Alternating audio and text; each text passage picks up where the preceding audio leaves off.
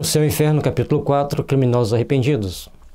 Jacques Latour, assassino condenado pelo júri de Fuchs e executado em setembro de 1864. Em reunião íntima de 7 a 8 pessoas havida em Bruxelas, a 13 de setembro de 1864, e a qual assistíamos, foi pedido a um médium que tomasse do lápis, sem que, aliás, houvéssemos feito qualquer evocação especial.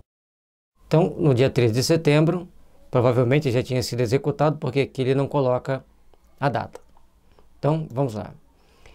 Possuído de extraordinária agitação, ele a traçar caracteres muito grossos, e depois, rasgando o papel, exclama: "Arrependo-me, arrependo-me, Latour." Então, a questão de se arrepender, ele não deixava ainda de ter aquela fúria, aquela angústia interna e aquele sentimento de revolta. Junto com o arrependimento ainda tinha uma certa revolta, portanto ele tinha muita agitação, muito tenso naquele momento. Surpreendidos com a inesperada comunicação, de modo algum provocada, visto que, como ninguém pensara neste infeliz, cuja morte até então era ignorada por parte dos assistentes, dirigimos ao espírito palavras de reconforto e comiseração, fazendo-lhe em seguida esta pergunta: "Que motivo vos levou a manifestar-vos aqui, de preferência a outro lugar, quando não vos evocamos?" Responde o médium de viva voz. Então já responde pela psicofonia, coisa rara na codificação até agora. "Vi que, almas compassivas, terias piedade de mim, ao passo que outros ou me evocavam mais por curiosidade que por caridade, ou de mim se afastavam horrorizados. Depois começou por uma cena indescritível, que não durou mais de meia hora." Bom, ele faz esse primeiro comunicado dizendo que ali estavam caridosamente envolvidos naquele sentimento, caridosamente envolvidos naquele ideal de amor. Então, a gente tem que entender que todos nós, fazendo uma anotação aqui para fazer depois uma imagem para a gente postar no WhatsApp, colocar também no site, porque é importante ter uma figurinha que as pessoas gostam de ler, na maioria das vezes, um texto na figura. Bom, então ele faz primeiramente esse comunicado dizendo do respeito, da caridade que as pessoas ali estavam envolvidas. E depois ele começa a ter cenas que são indescritíveis, ou seja, Kardec nos poupa de alguns tormentos, de algumas situações ocorridas naquele momento. O médium, juntando os gestos e a expressão da fisionomia à palavra, deixava patente a identificação do espírito com a sua pessoa. Às vezes, esse gesto de cruel desespero desenhavam vivamente o seu sofrimento. O tom de sua voz era tão compungido, as súplicas tão veementes, que ficávamos profundamente comovidos. Muitas das vezes os criminosos eles tomam atitude de um impulso de alguns segundos. Muitas das vezes sintonizados com espíritos com aquele mesmo impulso. Aliás, se não fosse com o mesmo impulso, não sintonizava, mas com aquele intento de prejudicar a pessoa A, B ou C. E esses espíritos, quando eles querem, por exemplo, matar João, eles não estão preocupados quem vai fazer o serviço, eles querem matar João. Da mesma forma que a gente vai ver pessoas aqui encarnadas que planejam a morte de determinadas pessoas, já que a gente usou o nome de João, planejam a morte de João, e qualquer um que intercorrer no caminho deles, eles ficam furiosos. Por isso, nós temos que procurar entender, então, todo esse conjunto de situações, todo esse conjunto de fatos, para que a gente possa entender de uma forma mais ampla a condição do espírito. Então, aquele que cometeu o crime, muitas das vezes, ele é tão vítima quanto a vítima que morreu. Porque muitas das vezes, a vítima que nós entendemos como vítima, ele está cercada por uma nuvem de inimigos. Alguém que não é muito simpático a ele, já tem um impulso violento, um instinto meio assassino, entrou naquele campo vibracional de sintonizar com o ódio que aquele grupo de espíritos tinha de João. Mas aquele mal-estar que ele sentiu e o impulso que ele tem também não muito educado, muito polido, muito evangelizado, comete o crime. Mas não é que ele seja mau, ele tem impulsos ainda não educados. E aí depois tem as consequências. Então, todos nós que estamos vivenciando nossas oportunidades aqui na Terra, nós temos que começar a pensar como nós agimos, como nós interagimos e de que forma nós vamos nos aproximar dessa ou daquela situação, dessa ou daquela pessoa, para termos o máximo de cuidado possível, para não cairmos nessas sintonias, nessas condições e nos prejudicar fortemente. Trabalhemos, pois, para nos abrir para o entendimento superior, para nos abrir para uma compreensão da luz, para nos abrir para estarmos de uma forma melhor, para estarmos de uma forma mais abrangente de amor pelos nossos semelhantes. Alguns estavam mesmo aterrorizados com a superexcitação do médium, mas nós sabíamos que a manifestação de um ente arrependido que implora piedade nenhum perigo poderia oferecer.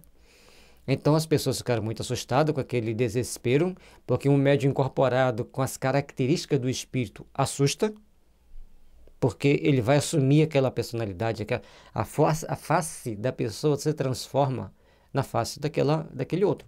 Lógico que vai ter médiuns e mediunidades de todos os tipos. Nós estamos falando de uma mediunidade onde é possível isso acontecer. Então, quem estiver assistindo, se não estiver preparado, vai assustar. Mas o Kardec sabia que ele era um espírito arrependido. Não colocaria em risco ninguém. Mas o médium sofre uma carga e uma descarga psíquica muito forte, muito intensa. Se ele buscou os órgãos do médium, é que melhor desejava patentear a sua situação, a fim de que mais nos interessássemos pela sua sorte, e não com os espíritos obsessores e possessores que visam apoderar-se dos médiuns para os dominarem. Tal manifestação lhe fora talvez permitida não só em benefício próprio, como também para edificação dos circunstantes.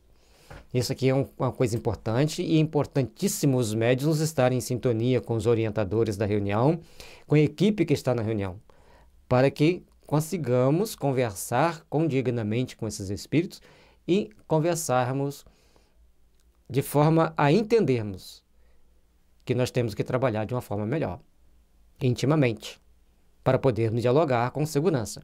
E Kardec deixa claro que a gente tem que saber discernir quando é um espírito obsessor que quer tomar posse da pessoa, tomar a atitude de um possessor ali naquele momento, e a outra quanto um espírito arrependido, desesperado, pedindo ajuda.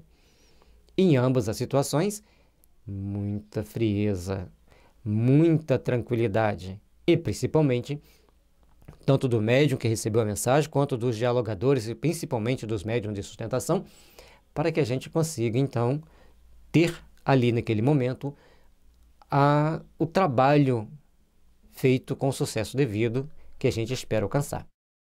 E aí ele coloca que o médium ele foi permitido aquela comunicação, dessa perfeita sintonia, dessa perfeita incorporação, é praticamente uma incorporação mesmo, para educar as pessoas que ali estavam, o médium e o espírito. Então, um trabalho que não é simples, é um trabalho complexo. Vem unir um grupo de pessoas assistindo um sofrimento de um espírito para nós tomarmos consciência e não cairmos naquele sentimento daquele espírito de cometermos tal crime e depois temos que nos arrepender. Trabalhemos, pois, intimamente para agirmos da melhor forma possível e não cometermos erros que venham macular a nossa consciência para não cair nesses processos de arrependimento. Ei-lo exclamar: ó sim, piedade, muito necessito dela. Não sabeis o que sofro, não o sabeis e não podereis compreendê-lo. É horrível. A guilhotina. Que vale a guilhotina comparada a esse sofrimento de agora? Então ele está colocando ali que naquele momento que ele passa pela guilhotina, que ele vê que ele vai ser guilhotinado, ele pressente ali, um grande sofrimento passa por ele. Ele não queria morrer, ele não queria perder a vida, mas ele foi condenado porque ele matou alguém. E aí, quando chega o plano espiritual, ele se arrepende, toma atitudes de grande desespero para esse arrependimento. Nada é um instante. Este fogo que me devora sim é pior, porque é uma morte contínua, sem tréguas, sem repouso, sem fim. E as minhas vítimas ali estão ao redor, a mostrar-me os ferimentos, a perseguir-me com seus olhares. Então a guilhotina não é nada, nada vale, porque aquele sofrimento da guilhotina é ínfimo. Mas quando ele passa daquele momento nada, por alguns segundos, ele começa então a sentir um fogo que o devora, porque as vítimas mostram-lhes as feridas e com o olhar que o devora, que o ferem. Aqueles olhares o condenam. Por isso, e ele não cometeu só uma vítima, cometeu várias vítimas. Mas, naquele momento, ele começa a passar por uma transformação. E o importante, gente, da reunião mediúnica é que, quando nós temos uma reunião mediúnica em um determinado ambiente, em uma determinada cidade, a psicosfera daquele ambiente começa a ficar diferente, porque vai criando aquelas ondas de choque do bem a partir do centro da reunião mediúnica, vai expandindo, e as forças do bem vão envolvendo as pessoas ali presentes e determinados espíritos, ao ser tocado por aquela onda de amor, aquela onda de conscientização, ele começa então a passar por esse processo de arrependimento. Por isso, muitas das vezes a gente vê pessoas atacando ferrenhamente as reuniões mediúnicas, não procurando entender a importância da reunião mediúnica, não procurando entender como devemos nos portar perante uma reunião mediúnica. É um momento ímpar para a nossa existência, é um momento ímpar para a nossa vida, e que nós devemos procurar agir da melhor forma possível, com os melhores sentimentos possíveis. Aí estão, vejo-as todas sem poder fugir-lhes. E este mar de sangue é este ouro machado de sangue.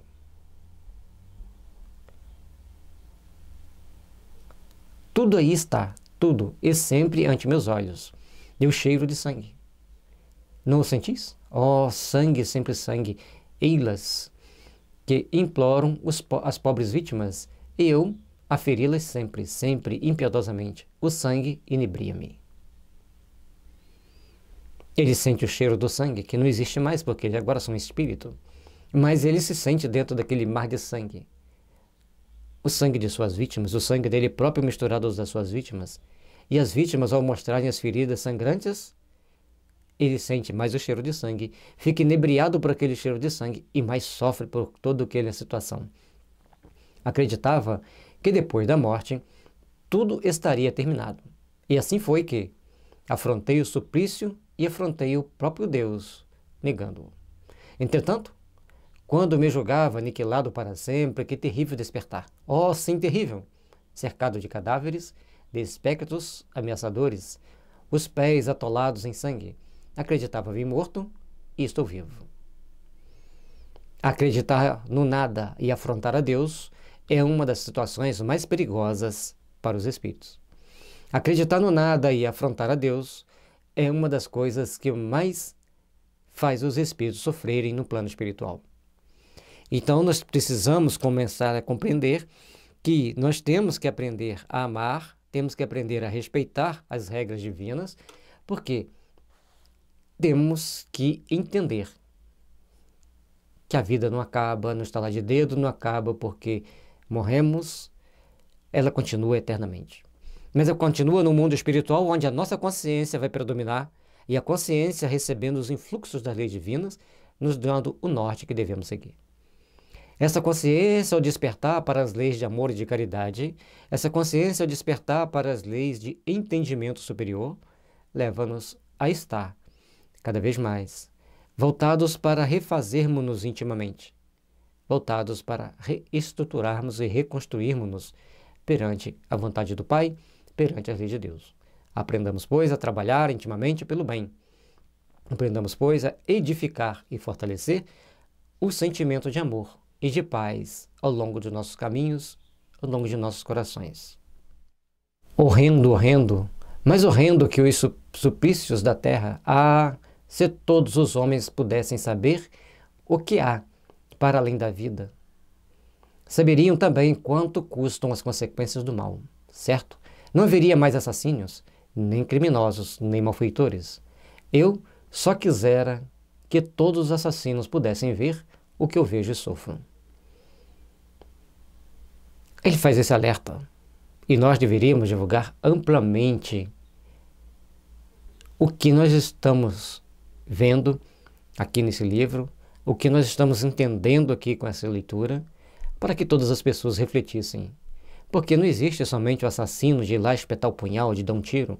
Existem os assassinos que matam pela fome, pela miséria e por uma série de ações nefastas para os seres humanos. E esse Latour traz para nós então as informações. E ele gostaria de esclarecer a todos que cometem crimes. Reflitam. Lembrem, a justiça de Deus está sempre de olho, mas não é o olho humano que fica vendo apenas por um aspecto. A justiça divina olha pelo olhar da consciência, olha pelo olhar mais ampliado do entendimento humano, olha pelo olhar do sentimento de amor, de fraternidade e de paz. E com esse olhar de mais amplidão, nós começamos então a ter que despertarmos-nos para as realidades da vida, para a compreensão desse engrandecimento das luzes do amor, da paz e da fraternidade. Oh, então não mais o seriam, porque é horrível este sofrimento. Bem sei que eu mereci, oh meu Deus, porque também eu não tive compaixão das minhas vítimas. Repelia as mãos súplices quando imploravam que as poupasse. Sim, fui cruel no deserto, matando-as covardemente, para roubá-las. E fui ímpio, fui blasfemo, também renegando o vosso sacratíssimo nome. Ele mostra que ele agia com total impiedade, que ele agia com total frieza, e ele colhe hoje a impiedade e a frieza. Então ele reconhece que o sofrimento é justo. E essa é a grande oportunidade dele. A grande grandeza dele é entender que ele foi um assassino e que ele também agora recebia por parte das suas vítimas o golpe cruel daquele olhar frio. Você me fez sofrer. E agora? Olha como estou. Então mostrava, muitas das vezes, as vítimas que são mostradas ao espírito que cometeu os crimes são vítimas virtuais. A consciência dele plasma as imagens que ele viu no momento que ele cometeu o assassínio. Fica gravado em sua mente e ao desencarnar, essas imagens começam a passar como um GIF, né? Aqueles GIFs que a gente vê a imagem, ela termina e começa de novo, termina e começa de novo. É um exemplo de situações que esses espíritos vivenciam. E outros momentos são as próprias vítimas andando atrás deles, mostrando-lhes aquela situação. Então, tem os dois lados. Tem os GIFs, que são mais difíceis de tratar, porque é um conflito conscienciológico, e tem as imagens dos espíritos que ainda não perdoaram, que vêm perseguir. De todas as maneiras, temos que trabalhar com esse espírito, com muito amor, com muito evangelho, para esclarecê-lo e também com muita oração. Porque à medida que ele vai aprendendo a fazer oração, ele vai começar a atenuar e dissolver essas imagens. E também, quando ele começa a pedir perdão para suas vítimas, ele começa então a se desligar daquele momento, daquela situação difícil, conflitante e sofredora. Por isso, ele pede que ninguém renegue o nome de Deus, que compreendamos que Deus é um ser sumamente justo, misericordioso, de amor e de paz. Quis enganar-me, porque eu queria persuadir-me de que vós não existias. Meu Deus, eu sou grande criminoso. Agora o compreendo. Mas não tereis piedade de mim? Vós, seus deuses, isto é, a bondade, a misericórdia, sois onipotente, piedade, Senhor, piedade. Nesse momento ele começa a enxergar Deus como um grande Senhor, Deus como aquele ser de amor, de misericórdia, de paz. Ele começa a enxergar Deus de uma forma que ele não tinha pensado antes. E como ali já inteirava-se que Kardec estava presente, pelo início do texto, já tinha aquela consciência de termos piedade pelos nossos irmãos, piedade por aqueles que sofrem, e isso é muito importante para que a pessoa consiga fazer um bom trabalho.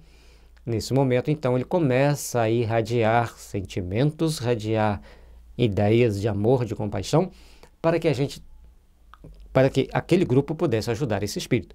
Então, nós, dentro da reunião mediúnica, temos que ter muita compaixão, muito respeito, e não podemos ter desvios morais graves. Então, aquelas nossas tendências nós temos que procurar corrigir. Olhar para uma colega de tarefa assim, nossa, mas ela... E aí começa aquelas ideias, né? Corte. Treine, educar-se. A frase da Barilova. controle sua mente, eduque seus conflitos e evangelize seus sentimentos. Então, ela é uma irmã de tarefa que você deve respeitar. Se você ainda tem essa cobiça até pelas suas irmãs consanguíneas, eduque-se 2 vezes mais. Mas nós temos que aprender a respeitar. E se temos aquele irmão que a gente olha assim, achando que aquela pessoa é prepotente, que é arrogante, que a gente não gosta muito daquela pessoa, comecemos a vê-lo como irmão, porque nós estamos dentro de um ambiente mediúnico, onde as nossas interações energéticas vão fazer pulsar as vibrações de amor, as vibrações de paz. Se a gente pulsar uma vibração de antagonismo, começa a dissolver a estrutura de proteção da reunião. Logicamente que vai muita gente falar assim, mas não tem como fazer isso, porque nós somos tão pequenininhos. Então vamos lá no livro Missionários da Luz, na reunião de efeitos físicos, e preste atenção no que foi acontecido lá.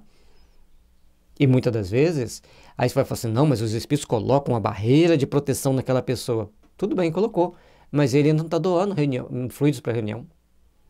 Aí começou a complicar.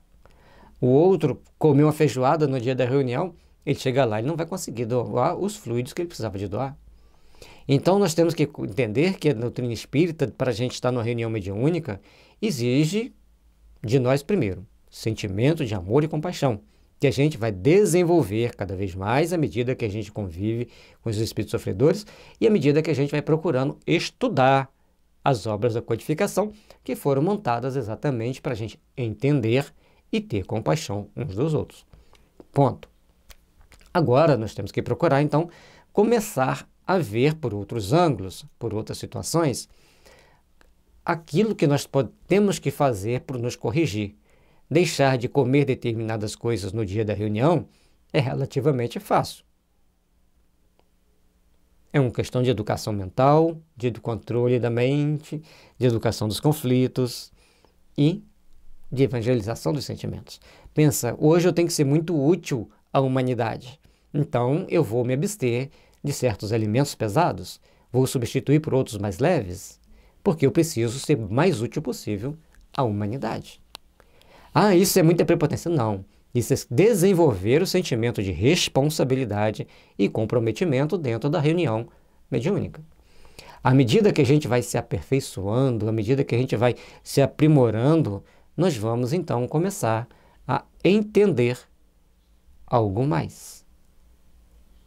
E à medida que a gente vai entendendo um pouquinho de algo mais, a gente vai se aperfeiçoando também um pouco mais e vamos até onde Deus permitir, como diz Bezerra de Menezes.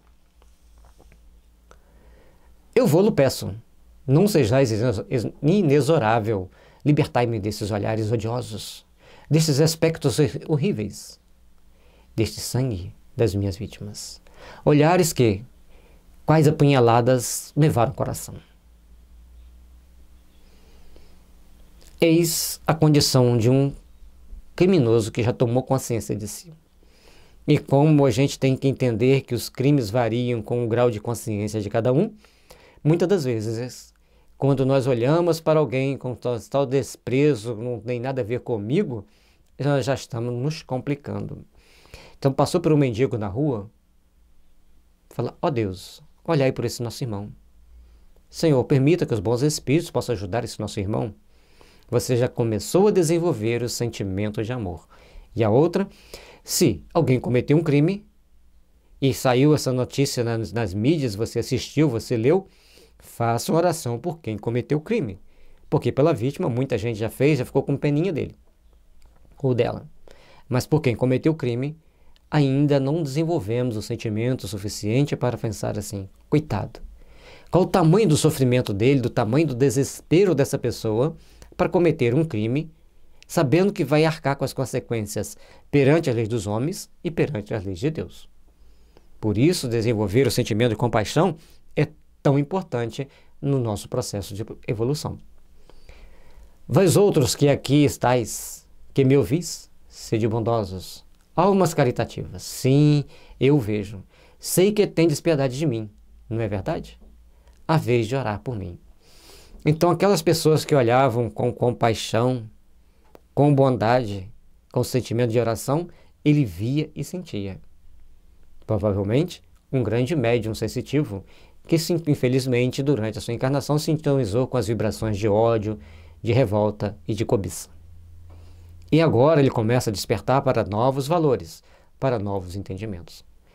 E aí a gente vai ver que ele poderá ter uma encarnação missionária na próxima existência. Por que não? Nós, muitas das vezes, achamos que aquele que tem uma encarnação missionária foi um santo.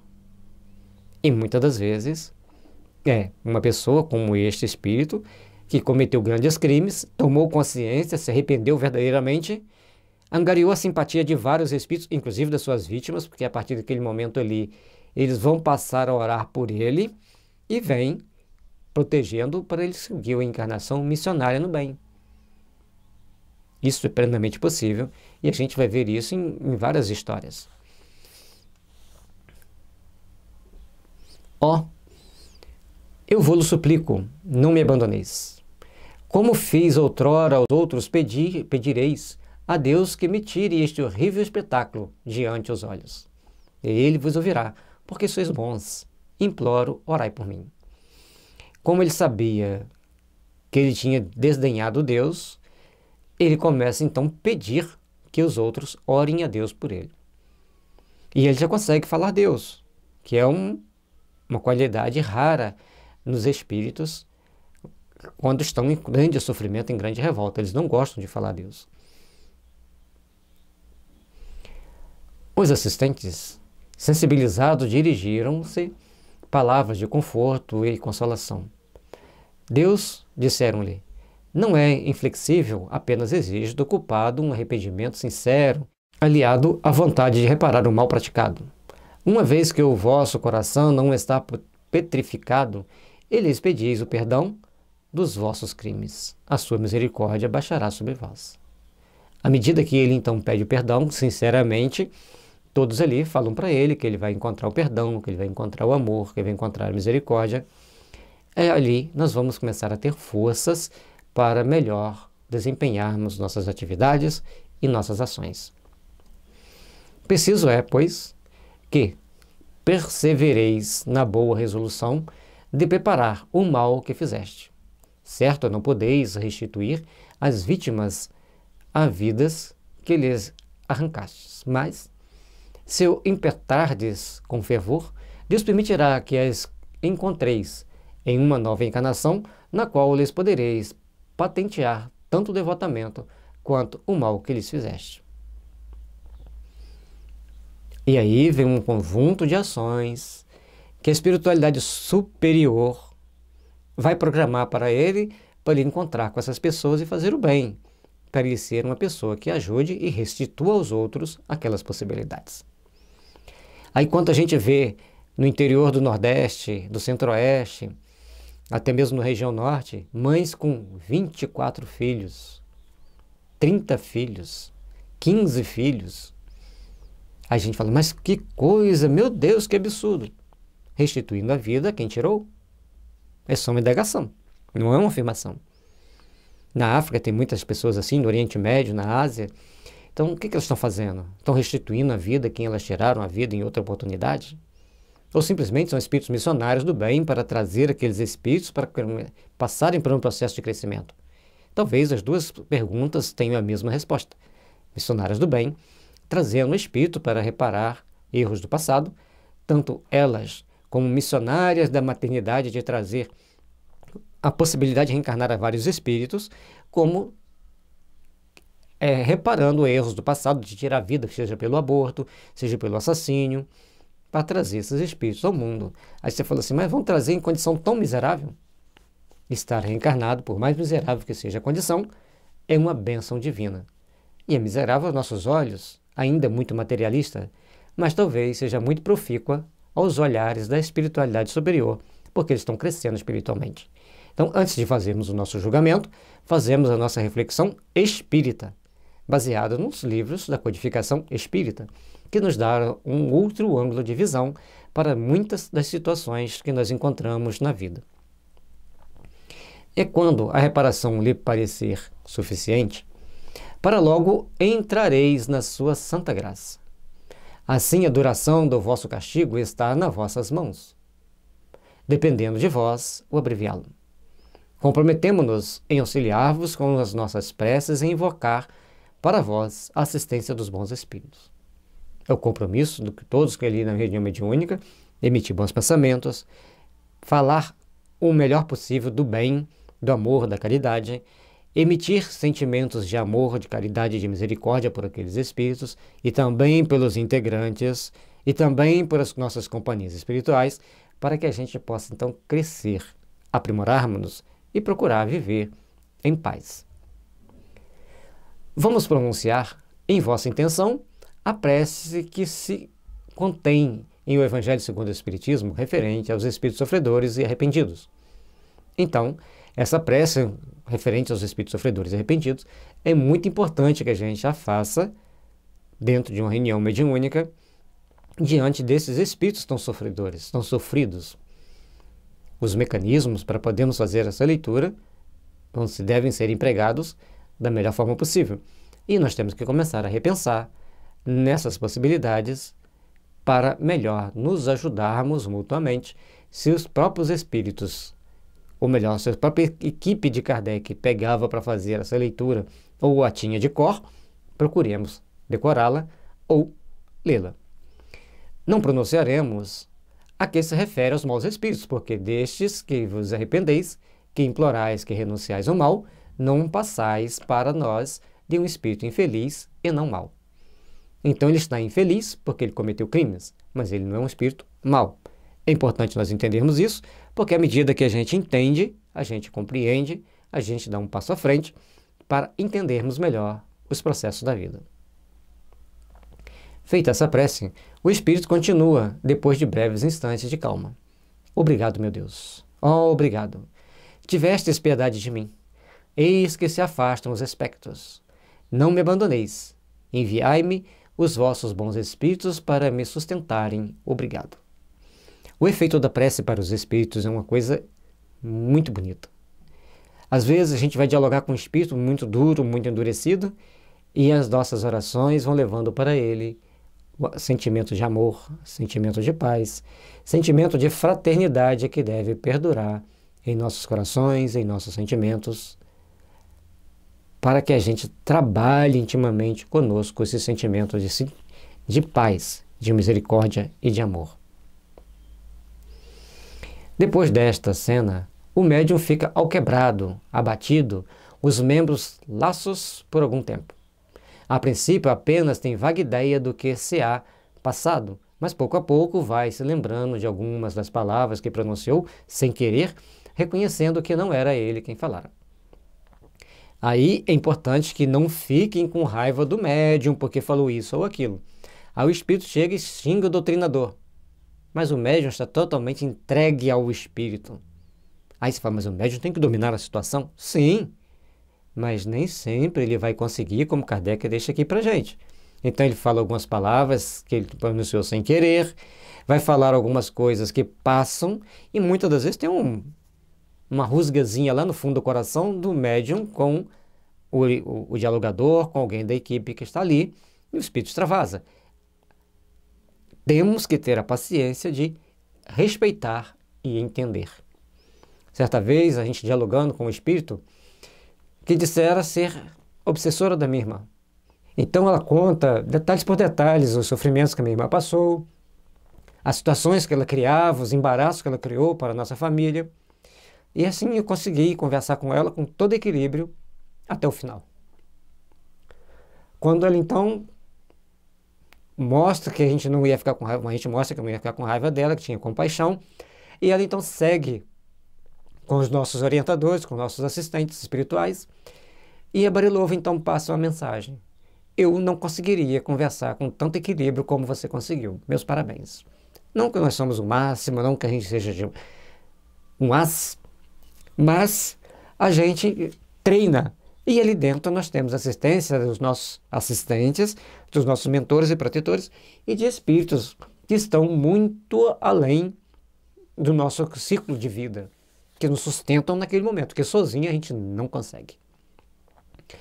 Mas a gente tem que fazer o nosso esforço. A gente não pode se deixar levar pela emoção daquele momento e deixar, então, a mágoa ou um mau sentimento entrar ali e perder a oportunidade de converter aquele espírito para o bem, de esclarecê-lo da importância de fazer o bem. Então, um trabalho de muita força íntima, que a gente tem que ter sempre um grande desejo de fazer o bem, um grande desejo de fazer o melhor, para a gente poder conquistar naquele momento o coração daquele espírito para nós. E à medida que a gente vai mostrando que a gente quer o bem dele, porque se ele não crescer espiritualmente, os outros não vão crescer. É obsessor de alguém da minha família, e como que eu vou lidar com esse espírito? Ele está falando que prejudicou a minha família. Se você não ajudá-lo a perdoar, se você não perdoar primeiro para que ele possa crescer, vai ficar todo mundo amarrado no toco. Quando for uma expressão popular, ninguém vai crescer. Então nós temos que treinar a conversar com esses espíritos, mesmo em situação difícil, para que todos consigamos crescer e nos aprimorar. No dia seguinte, em nova reunião, o espírito tornou a manifestar, reencetando a cena da véspera, porém por muitos minutos apenas, e isto com a mesma gesticulação expressiva, posto que menos violenta. Depois, tomado de agitação febril, escreveu. Então, no dia seguinte, eles se reuniram, o espírito volta a se manifestar. Você vê que Kardec faz 2 reuniões seguidas, uma num dia e outra no outro. Talvez em caráter extraordinário, mas fez. E o espírito volta a se manifestar com uma expressão violenta, mas menos do que a anterior. Então, gesticulava muito, mas era menos violenta que a anterior. Então, o espírito ainda estava comprometido com aquele sentimento. Depois, com bastante agitação ainda, entendamos que ele não melhorou da noite para o dia, ele passou ainda, ficou menos violento, mas ainda tinha muita agitação interna. Então, o que ele escreveu? Grato às vossas preces. Experimento já uma sensível melhora. Foi tal o fervor com que orei a que Deus me concedeu um momentâneo alívio. Não obstante, terei de ver ainda as minhas vítimas. Eilas, vede esse sangue. Repetiu-se a prece da véspera. O espírito continua dirigindo-se ao médium. Então, na hora que ele está falando que ele está vendo o sangue, que ele está vendo a vítima, faz-se as preces da véspera pelo espírito arrependido e ele continua se dirigindo ao médium. Perdoai o ter-me apossado de vós. Obrigado pelo alívio que proporcionais aos meus sofrimentos. Perdoai o mal que vos causei, mas eu tenho necessidade de me comunicar, e só vós o podeis. Então, agradece ao médium por aquela oportunidade, por aquele benefício. Ele tem aquela necessidade de comunicar, de se expressar, e só aquele médium oferece o campo psíquico propício para que ele faça aquela manifestação. Ele pede desculpa, agradece e reconhece que ele precisa da ajuda daquele médium. E é por isso que nós temos que saber que tem médiums que têm uma capacidade fluídica de sintonizar com espíritos sofredores e outros com espíritos superiores. Ambos são úteis e importantes dentro do trabalho. Obrigado, que já sinto algum alívio, posto não tenha atingido o fim das provações. As minhas vítimas voltarão dentro em breve, eis a punição a que fiz jus. Mas, Deus meu, sede indulgente. Orai todos vós por mim, tende piedade. Latour. Agradece ao médium, mostra que aquelas imagens irão persegui-lo por algum tempo, mostra que ele precisará da ajuda dos bons espíritos por algum tempo e das nossas orações por algum tempo. Então, muitas das vezes a gente recebe a comunicação na reunião mediúnica de um espírito em sofrimento assim, e temos aquele negócio, saiu daqui, não pense mais nele. E às vezes a gente vai precisar de fazer orações por ele, para que ele consiga se recuperar, consiga se melhorar. O risco dele vir de novo na reunião existe, mas nós temos que começar a entender melhor a doutrina espírita, e é por isso que é tão importante estudar o céu e o inferno. Que Jesus nos abençoe e nos ilumine, que nós aprendamos sempre a ter compaixão dos espíritos sofredores, ter compaixão daqueles que choram e sofrem, para que possamos, então, sermos bons instrumentos de trabalho na seara mediúnica, na seara do bem. Paz e luz, que Jesus envolva todos nós, que envolva nossos lares. Um membro da Sociedade Espírita de Paris, que tinha orado por este infeliz, evocando, esteve intervaladamente as seguintes comunicações. Fui evocado quase imediatamente depois da minha morte, porém não pude manifestar-me logo, de modo que muitos espíritos levianos tomaram-me o nome e a vez. Aproveitei a estada em Bruxelas do presidente da Sociedade de Paris e comuniquei-me com a aquiescência de espíritos superiores. Então, quando Kardec vai a Bruxelas, ele então pode comunicar com a aquiescência de espíritos superiores. Ele queria comunicação, ele queria ajuda, e é isso importante a gente entender aqui, gente, que ele não era um espírito qualquer. Era um espírito que logo após a condenação despertou o arrependimento e já sabia que existiam espíritos superiores. Isso é uma coisa importante que a gente entenda. Voltarei a manifestar-me na sociedade a fim de fazer revelações que serão um começo de reparação das minhas faltas, pondo-me por também servir de ensinamento a todos os criminosos que me lerem e meditarem na exposição dos meus sofrimentos.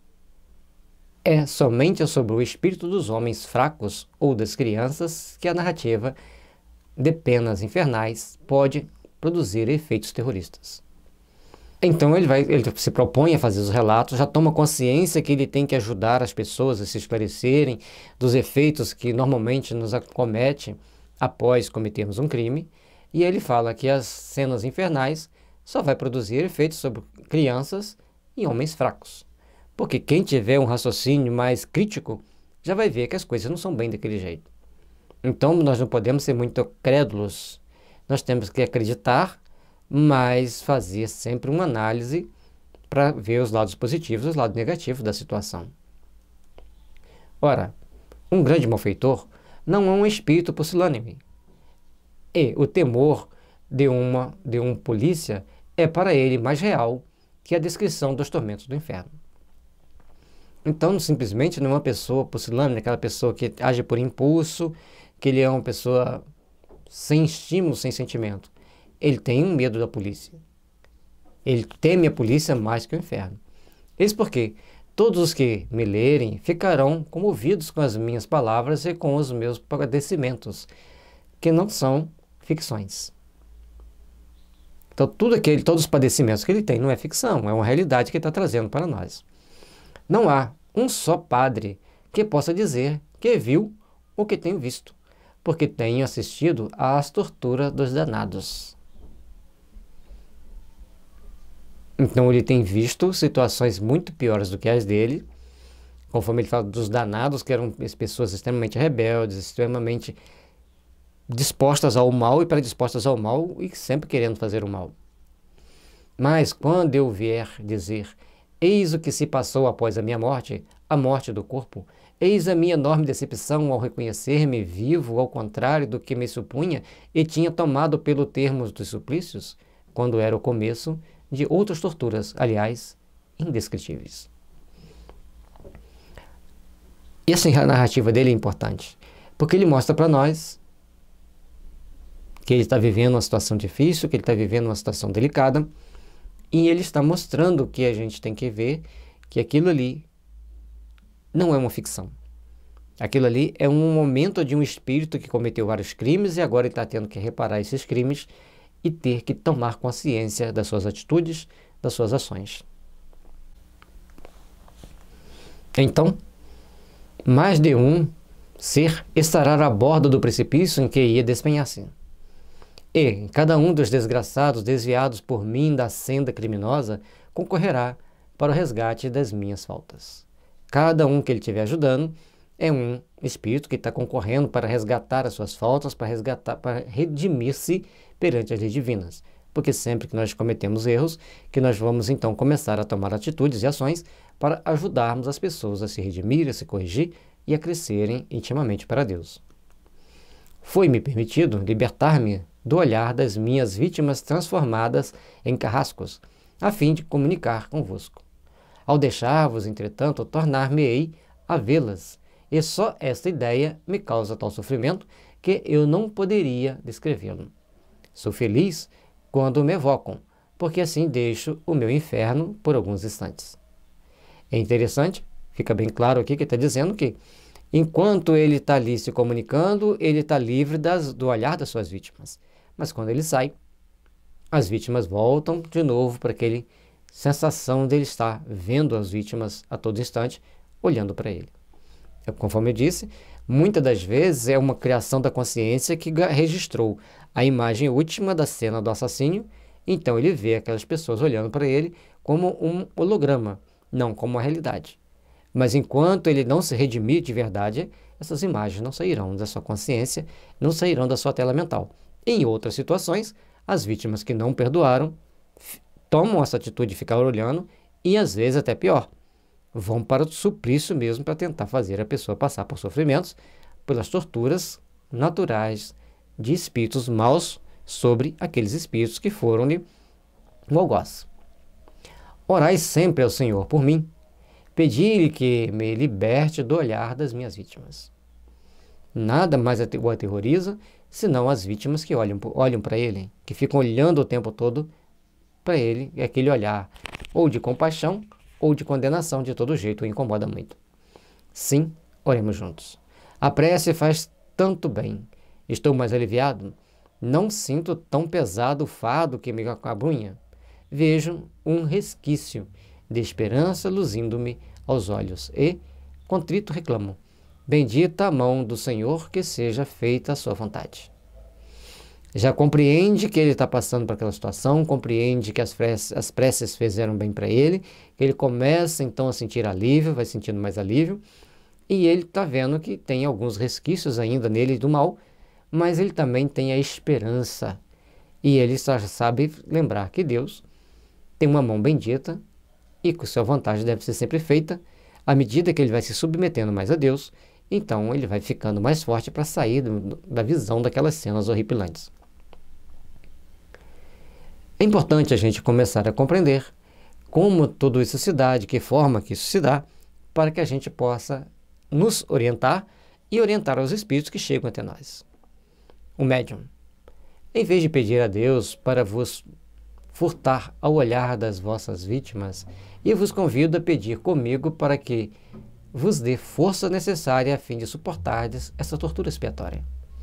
E aí foi uma tirada psicológica importante, que ele não quer que as vítimas vejam, mas ele tá fazendo um pedido que não está sendo atendido. Então, por que, ao invés dele pedir para não ver as vítimas, ele suportar aquela tortura expiatória com mais naturalidade, encará-las com outro olhar?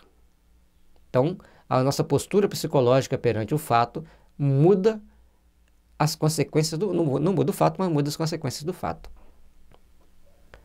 Latour: eu preferiria livrar-me de tais olhares, se soubesseis quanto sofro. O homem mais insensível converter-se-ia, vendo impressos na minha fisionomia, como que o fogo, os sofrimentos da minha alma. Farei, entretanto, o que me aconselhais, pois compreendo ser esse um meio de expiar um pouco mais rapidamente as minhas faltas. Então, na hora que ele, em vez dele pedir para não ver, que ele peça para suportar. E ele acatou a sugestão do médium, porque estava vendo que ele era um meio dele ser livrado da expiação mais rapidamente. É qual dolorosa operação que viesse a curar um corpo gravemente adoentado. Ah, pudessem ver-me os culpados da terra, e ficariam apavorados das consequências de seus crimes. Desses crimes que, ignorados dos homens, são, no entanto, vistos pelos espíritos, como a ignorância fatal para tantas pessoas. E aí nós temos que olhar para dentro de nós mesmos. Será que não cometemos nenhum crime às escondidas? Não de matar alguém, mas de lesar o sentimento de alguém, que ainda marca profundamente a nossa alma? Que essa pessoa, onde estiver, está lembrando da gente com mágoa, com revolta? Procuremos, pois, olhar para os nossos sentimentos e procurar ver se nós não temos nada aqui nessa vida que precisa de uma reparação perante as leis divinas, para podermos pedir o perdão, para podermos trabalhar no sentido da reparação. Que responsabilidade assumem os que recusam instrução às classes pobres da sociedade? Acreditam que com polícia e soldados se previnem crimes. Que grande erro! A instrução aos pobres é a grande sacada para evitar os crimes. Quanto mais eles se instruem, quanto mais eles se educam, mais se esclarecem. E educar não é simplesmente sentar no banco de escola. Ali é para esclarecer, para aprender a falar, a escrever, a fazer conta, a fazer cálculos e outras coisas mais, que dentro da grade curricular de cada escola. Mas educar para ter um bom sentimento cristão, para ser um bom cidadão, é fundamental para que a gente evite os grandes crimes. Parte 3.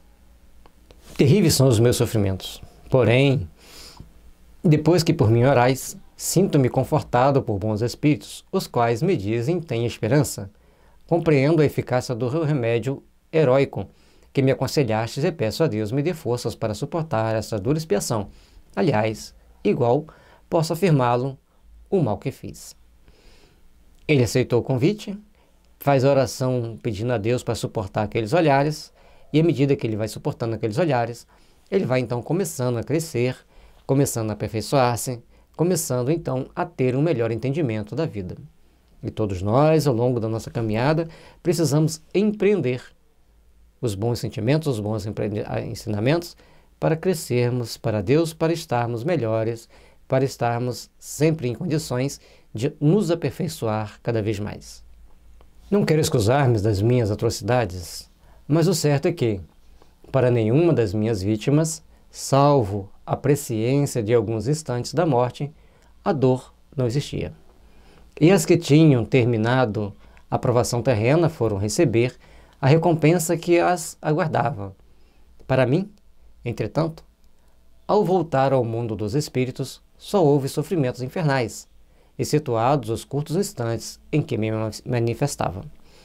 Então, as suas vítimas, cada uma com a sua provação necessária.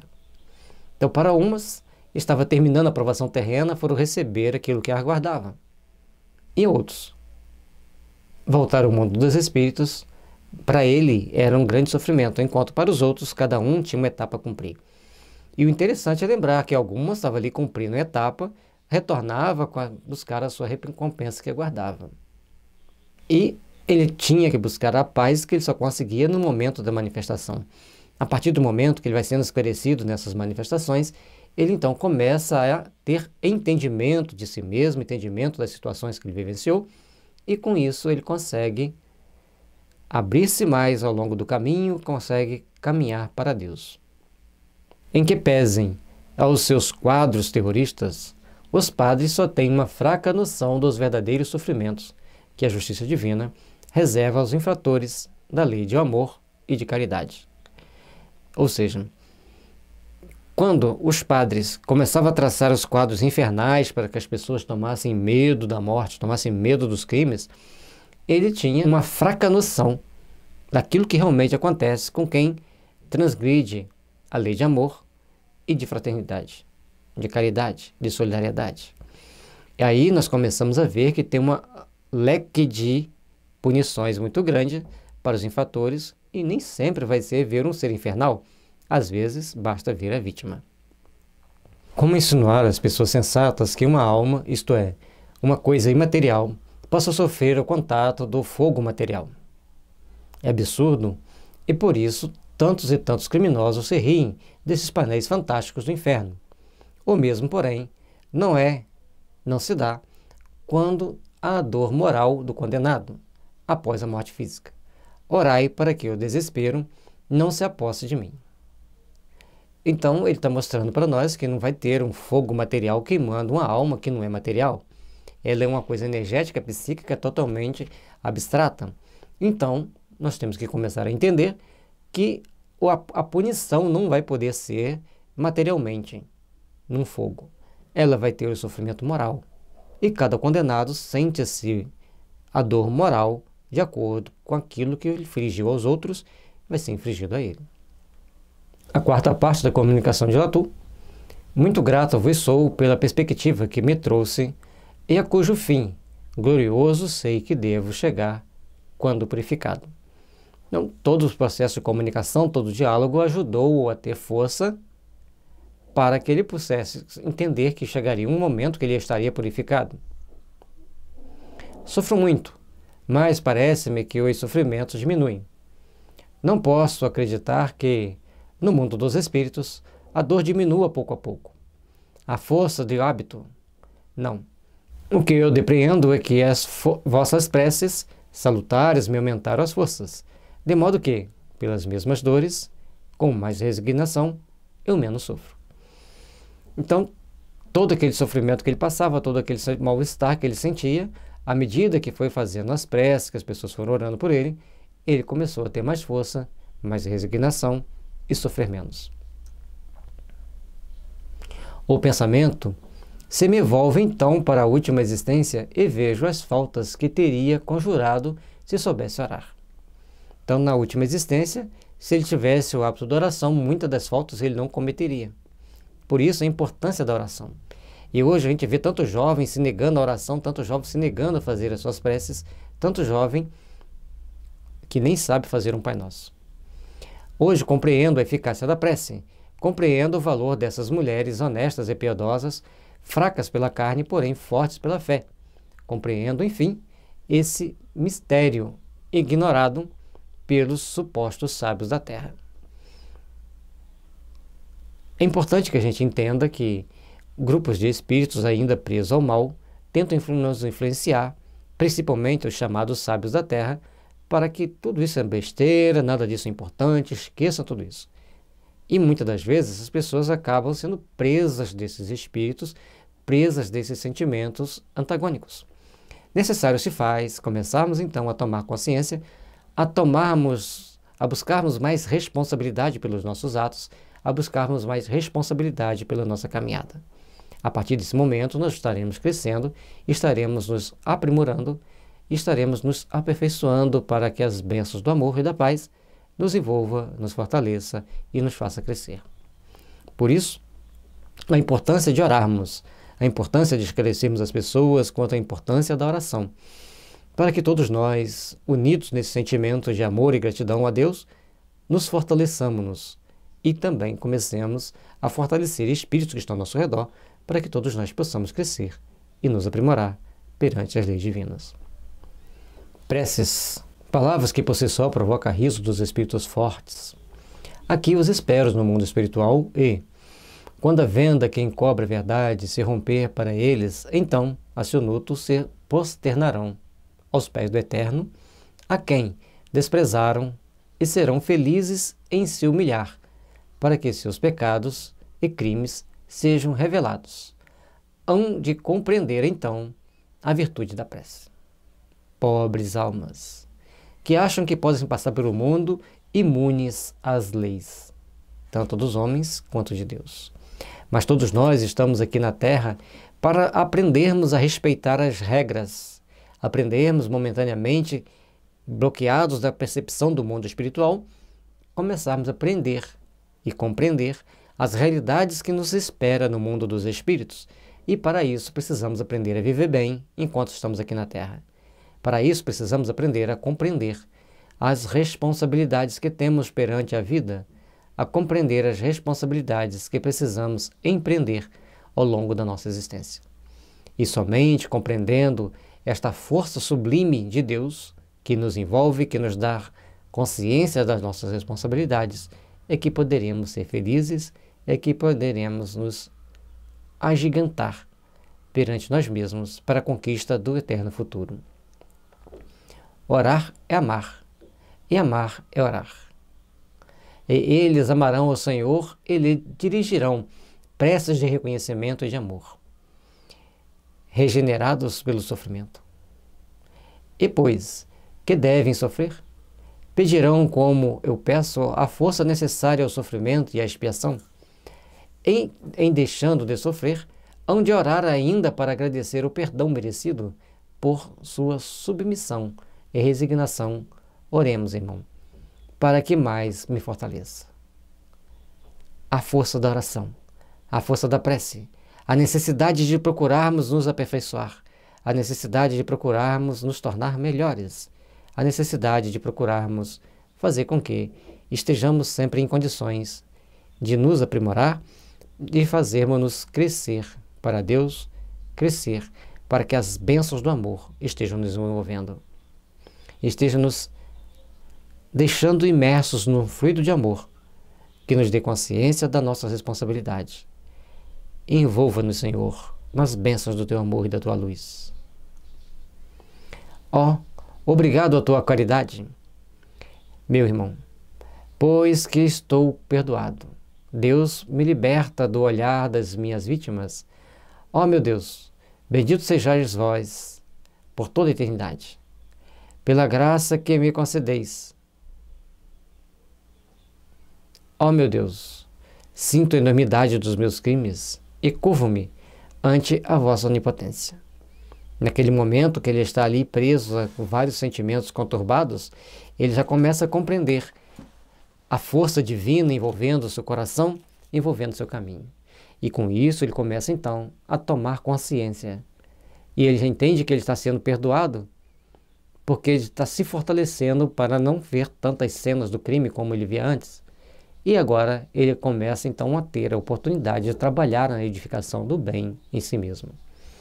Senhor, eu vos amo de todo o meu coração e vos suplico a graça de me permitirdes ao vosso arbítrio sofrer novas provações na terra, voltar a ela como missionário da paz e da caridade, ensinando as crianças a pronunciar com respeito o vosso nome. Peço-vos que me seja possível ensinar que vos amem, a vós, Pai, que sois de todas as criaturas. Obrigado, meu Deus. Sou um espírito arrependido, e sincero é o meu arrependimento. Trabalhando, pois, intimamente, ele começa então a pedir a Deus para que ele venha ensinar aos homens a lei do amor e da caridade. Que ele possa vir aos homens, à terra, mostrar aos homens que o crime não compensa, que a responsabilidade nossa é muito grande perante as leis divinas e que precisamos aprender a crescer e aperfeiçoar-nos para conquistarmos a nós mesmos e aprimorarmos o nosso espírito para que conquistemos cada vez mais a eternidade do amor, da misericórdia e da paz.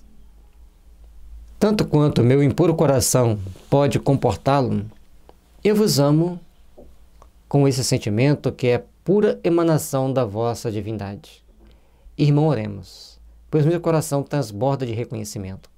Estou livre, quebrei os grilhões, não sou mais um réprobo. E a oração torna-se para ele uma grande ferramenta de restabelecimento íntimo, de fazer-se crescer mais, de fazer-se aperfeiçoar, de tornar-se um trabalhador do bem. E olha que ele pede para vir ao mundo para trabalhar na caridade, para ajudar as crianças a despertarem para um sentimento maior, a despertar nas crianças um sentimento de paz, de harmonia e de fraternidade. Sou um espírito sofredor, mas arrependido a desejar que o meu exemplo pudesse conter nos umbrais do crime todas as mãos criminosas que vejo prestes a levantarem-se. E aqui ele já pede o serviço, de andar pelas regiões de onde o crime predomina, onde o crime impera, para intuir irmãos a saírem daquilo. Todas as vezes que as pessoas forem levantar um olhar, um braço para cometer um assassinato, para cometer qualquer tipo de crime, lá estará então ele, conforme ele pede, para conseguir fazer aquela pessoa demover aquela ideia. E como ele se arrependeu do crime que ele cometeu, dos crimes cometidos, então ele terá mais força magnética de imprimir naqueles criminosos que por acaso ele encontrar essa força de reconhecimento, essa força de amor tão útil e tão necessária ao processo de crescimento íntimo de nós perante a espiritualidade maior. Ó, para trás, recuai, irmãos, pois as torturas que preparais serão atrozes. Não acrediteis que o Senhor se deixará tão prontamente submeter à prece dos seus filhos. São séculos de tortura que vos esperam. Então, se você comete um crime, se você comete atrocidades contra teu irmão, você terá um tempo muito longo de reparação, um tempo muito longo para conseguir provocar o despertar do amor. E nem todo mundo vai se arrepender e se aperfeiçoar de uma forma tão rápida, em pouco espaço de tempo. Até porque cada um de nós tem uma necessidade evolutiva. Temos uma necessidade de nos expressar. E para isso, precisamos entender a necessidade de cada um de nós sabermos nos expressar e sabermos reconhecer as nossas faltas e sabermos procurar repará-las com amor, com resignação e com gratidão por tudo que tenhamos, por tudo que venhamos a fazer. Paz e luz, que as bênçãos de Jesus estejam sempre nos envolvendo, nos fortalecendo para o engrandecimento íntimo, para o crescimento do amor cada vez mais presente em nossas vidas. O guia do médium. Dizes que não compreendes as palavras do Espírito. Procura ter uma ideia de sua emoção e do seu reconhecimento para com o Senhor, coisas que ele acredita não poder testemunhar melhor do que tentando demover todos esses criminosos por ele visto, mas que tu não podes ver. Então ele começa a falar daquele jeito porque tem um grupo de espíritos ali ouvindo ele. E o médium não está vendo, mas ele está vendo, então ele quer mostrar para esses espíritos a necessidade de entender que o crime não compensa. Aos ouvidos desses, quereria ele que chegassem as suas palavras, mas que te não disse ele, porque o ignora ainda, é que lhe será permitido o início das missões reparadoras. Irá para junto dos que lhes foram cúmplices, procurando inspirar-lhes arrependimento, implantando em seus corações o germe do remorso. Então, a partir daquele momento, ele já está em condições de começar a trabalhar, já está em condições de começar a ir ajudar os seus companheiros, os seus cúmplices, as suas vítimas. Ou seja, tem um grupo de espíritos que ele já está com um mapa de ajuda preparado para aquele trabalho que ele tem que desempenhar a partir desse momento. Isso é importante que a gente esclareça bem o espírito para que ele entenda a sua necessidade de começar a trabalhar no bem, começar a entender a sua necessidade de fazer o bem. Frequentemente, se vêem na terra pessoas tidas por honestas lançarem-se aos pés de um sacerdote para se acusarem de um crime. Quantos crimes acontecem nas caladas da noite? Hoje em dia nem tanto, porque as mídias replicam, mas ainda acontecem bastante. Mas em outras épocas acontecia aos montes, às mãos cheias, e não conseguíamos dimensionar todos os meandros desses crimes e todas as situações que eles ocorriam. Então, essas pessoas iam até o sacerdote pedir misericórdia, confessar o crime e tentar, de alguma forma, aliviar sua consciência. É o remorso quem lhe dita a confissão da culpa, pois se o véu que te encobre o mundo invisível se desfizesse, verias muitas vezes o espírito cúmplice ou instigador de um crime, tal como o fará Jacques Latour, inspirando o remorso ao espírito encarnado no afã de reparar a própria falta. E aí, gente, nós temos que ver o espírito instigador do crime e aquele que cometeu o crime. Então são duas situações diferentes, são duas situações delicadas e complicadas que precisa ser trabalhada, que precisa ser revista para que todos nós consigamos estarmos em melhor condição de nos ajudarmos e de fazermos o bem. O trabalho íntimo da nossa postura frente à vida, frente às nossas necessidades evolutivas, é que vai mostrar que a gente está crescendo, que a gente está se aperfeiçoando e que a gente está se melhorando. Então, o protetor vai mostrando para o médium que o espírito está tendo uma visão muito mais ampla do trabalho que ele terá para fazer e ele tem que se preparar, porque vai certamente, dentro dessa preparação do trabalho, o estudo do livro Céu e Inferno por algumas pessoas vai levar espíritos também criminosos para serem ajudados, para serem trabalhados. Mais tarde, o médium de Bruxelas, o mesmo que recebera o primeiro ditado, obteve o seguinte: nada mais receais de mim, que estou tranquilo, em que pese no sofrimento que ainda tenho. Vendo o meu arrependimento, Deus teve compaixão de mim. Agora sofro por causa desse arrependimento. que me demonstra a enormidade dos meus crimes. Então ele já chega totalmente equilibrado, já conversando de uma forma natural, mostrando ao médium que não precisa ter medo dele, que não precisa ter receio, porque Deus o concedeu a oportunidade de trabalhar intimamente no bem. Bem aconselhado na vida, eu não teria jamais praticado todo esse mal, mas, sem repressão, obedeci cegamente aos meus instintos. Se todos os homens pensassem mais em Deus, ou antes, se nele acreditassem, tais faltas não seriam cometidas. A importância de educar, a importância de esclarecer, a importância de falar no bem, a importância de fazer fortalecer as energias do bem, que vai fazer com que a gente cresça, com que a gente se aperfeiçoe, com que a gente busque um caminho melhor para o nosso aperfeiçoamento, para o nosso melhoramento. E a justiça divina, que traz para nós sempre as oportunidades de nos fazermos melhores, trabalhará certamente em nossos corações para essa edificação, para esse trabalho íntimo de crescimento e aperfeiçoamento frente às leis de Deus. Falha é, porém, a justiça dos homens. Uma falta muitas vezes passageira leva o homem ao cárcere, que não deixa de ser um foco de perversão. Daí sai ele completamente corrompido pelos maus exemplos e conselhos.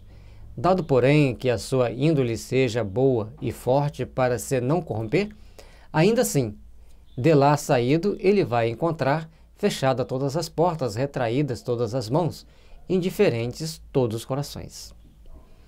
E aí vem a questão da nossa justiça, conforme ele está mostrando. As dificuldades inerentes para quem sai de uma prisão. Então, por um pequeno crime, coloque a pessoa dentro de um cárcere. Lá ele vai ser instruído com a extrema maledicência, extrema malevolidade, para tentar lhe corromper os sentimentos. Mas, por outro lado, ele encontrará muitas portas fechadas, muitas mãos retraídas, e fica também em situação delicada. Então, nossas leis deveriam ter um processo de educação dos presos, levando a eles certo conhecimento, certo entendimento, para eles se melhorarem, para eles se aperfeiçoarem, e também ter um processo de reeducação de quem saísse da prisão e as empresas com coragem para contratar essas pessoas. Então são muitas situações diferentes, são muitas situações desagradáveis que precisamos começar a refletir e a meditar e principalmente mostrar isso para o jovem, porque à medida que os jovens começam a ver todas as dificuldades e todas as complicações que tem em cometer um crime, perante a lei dos homens e perante a lei de Deus, perante a lei dos homens vai ficar preso, vai punir, ser punido, e ao sair vai encontrar muitas dificuldades. E da mesma forma, ele entender que se ele não fica punido pela lei dos homens, será punido pela lei de Deus. E muitas das vezes é punido duplamente pela lei dos homens e pela de Deus, porque a nossa consciência, a índole do nosso crime, não vai passar assim tão desapercebido. Trabalhamos intimamente para nos aperfeiçoar e nos melhorar, e procurarmos então ajudar as pessoas a se esclarecerem. Que lhe resta, pois? O desprezo, a miséria, o abandono e o desespero, se é que o assistem boas resoluções de se corrigir. Então a miséria o leva aos extremos, e assim é que também ele se toma de desprezo por seu semelhante. Assim é que o odeia e perde a noção do bem e do mal, por isso que, repelido, se encontra a despeito das suas boas intenções. O que ele está trazendo aqui é aquilo que sente um criminoso. E é importante que todas as pessoas procurassem entender isso aqui e esclarecer essas pessoas. À medida que ele recebe as bênçãos, à medida que ele recebe a ajuda, que ele recebe o amparo, à medida que ele está sendo ajudado, ele começa então a ter que passar por outros aspectos do entendimento, por outros aspectos da vida que o possa despertar para as realidades transcendentes da vida. Mas quando ele sai da cadeia, quando ele sai do cumprimento daquela pena, ele depara com uma sociedade hostil. Hoje talvez nem tanto, mas naquela época era muito grave, hostil a que ele se recupere. Então ele entra num processo de sofrimento muito maior e de miséria muito maior.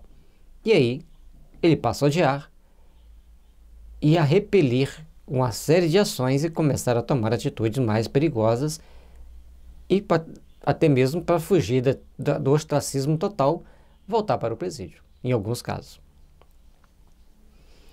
Para angariar o necessário, rouba, mata às vezes e depois o executam.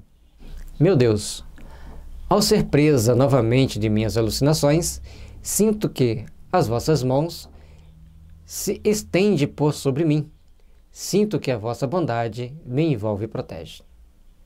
Aí ele usou a palavra certa agora, ele tem a alucinação das vítimas olhando para ele.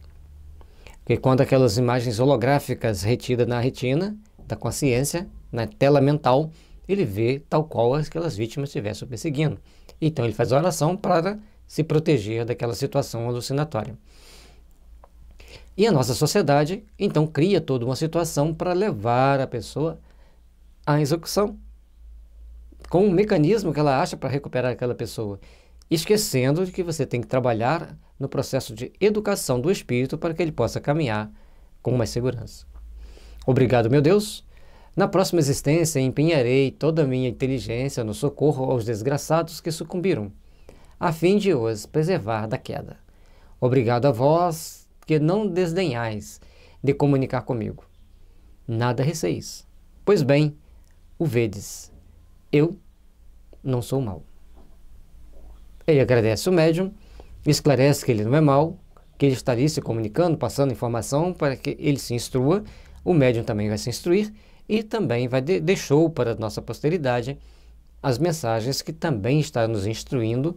E essa parte é muito importante para a gente entender toda a dinâmica do criminoso antes, durante e após os crimes e as punições. Quando pensardes em mim, não vos figureis o meu retrato pelo que de mim vistes, mas o de uma alma angustiada que agradece a vossa indulgência. Adeus, evocai-me ainda e orai a Deus por mim. Então, o autor, de novo, ele agradece ao médium e pede para manter a imagem dele de uma pessoa que é filho de Deus, que está procurando se restabelecer, para a gente pensar nele com indulgência. E a partir disso, a gente então começar o processo de crescimento, onde cada um de nós receberemos aquilo que fizemos jus perante a justiça divina.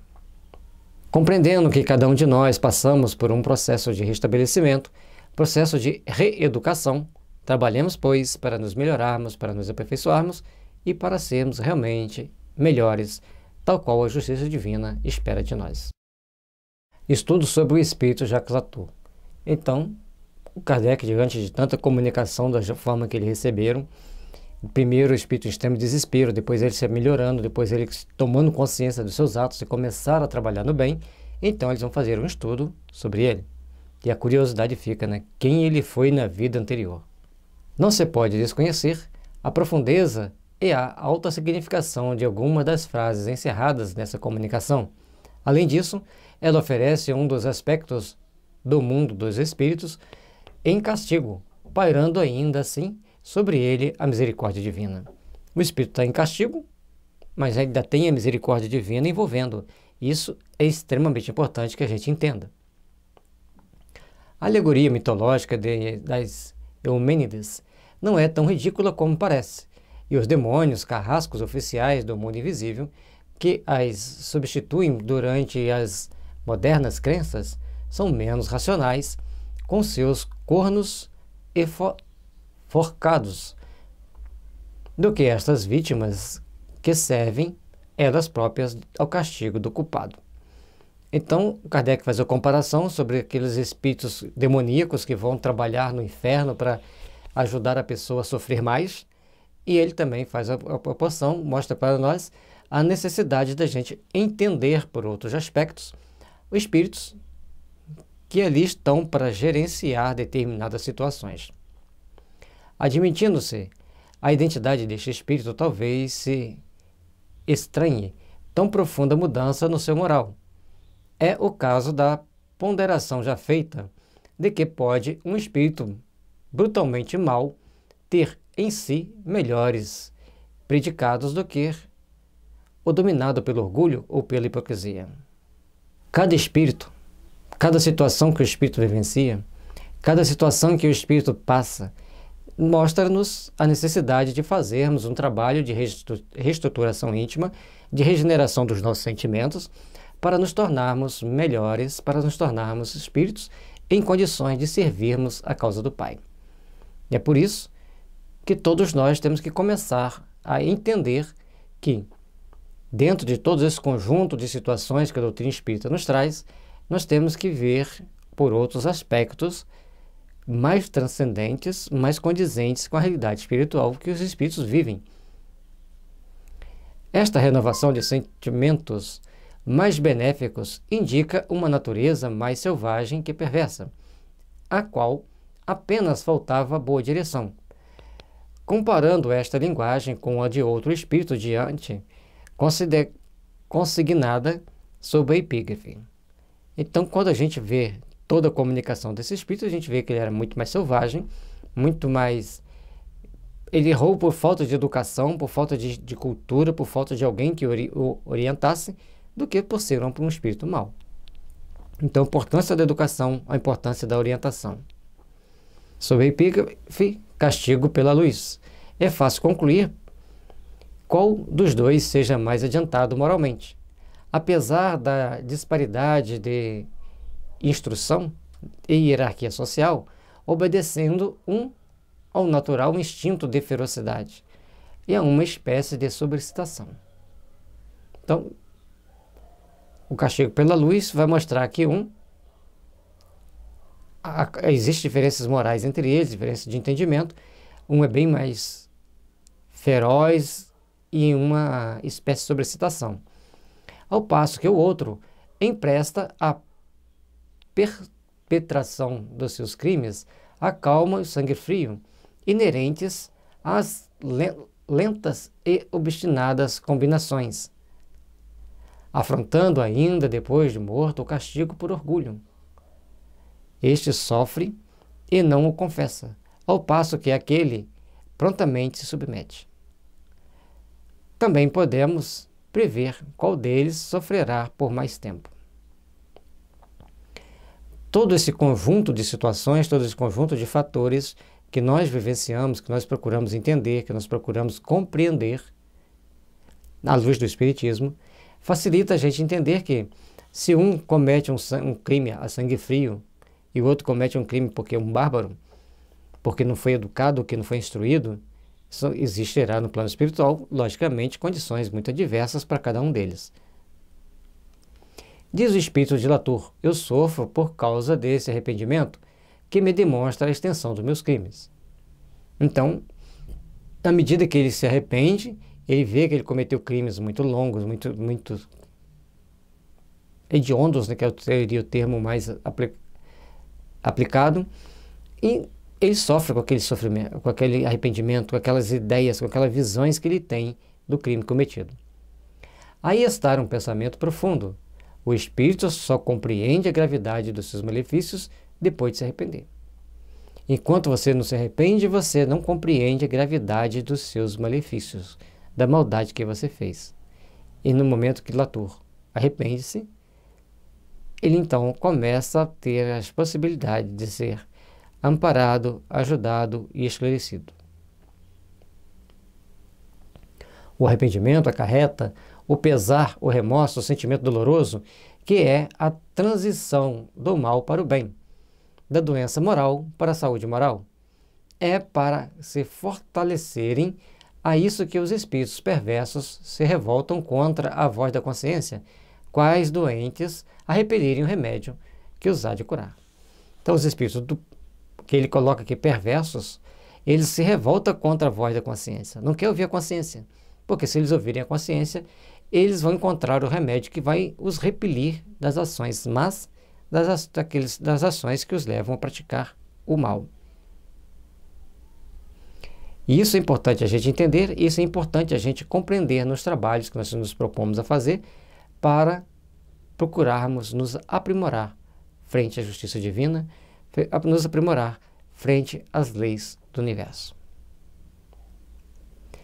E assim, procura iludir-se, aturdir-se e persistir no mal. Então, aqueles espíritos maus que não querem, como Kardec chama de perversos, que não querem deixar a voz da consciência ganhar força, eles acabam confundindo-se e perseverando no mal até que chega um momento de despertar a consciência. E assim procuram iludir-se, aturdir-se e persuadir do mal. Latour chegou a esse período no qual se extingue o endurecimento, acabando por ceder. Entra-lhe o remorso pelo coração, o arrependimento o assedia, e compreendendo o mal que fez, vê a sua degradação e sofre dela. Eis porque diz, sofro por causa desse arrependimento. E ao entender a extensão dos malefícios que ele causou, entender o tanto de mal que ele fez ao outro, então ele começa a interiorizar valores e começa a saber que ele cometeu erros, que ele precisa se redimir, que ele precisa se autoajudar para ser um espírito melhor, para ser uma pessoa melhor. Na precedente encarnação, ele devia ter sido pior que na última, visto que, se se tivesse arrependido como agora, melhor lhe teria sido a vida subsequente. As resoluções por ele, ora tomadas, influirão sobre a sua vida terrestre no futuro, e a encarnação que teve, nem por ser criminosa, deixou de assinalar-lhe um estágio de progresso. Ou seja, aqui deduz-se que ele foi bem pior na encarnação anterior e que nessa já é um progresso para ele, porque ele já se arrependeu, ele já está trabalhando no bem, ajudando os espíritos a se recuperarem no mundo espiritual. Então, na próxima encarnação, ele vai ter um processo de ascensão, provavelmente um pouco melhor, já estará mais educado. Mas quantos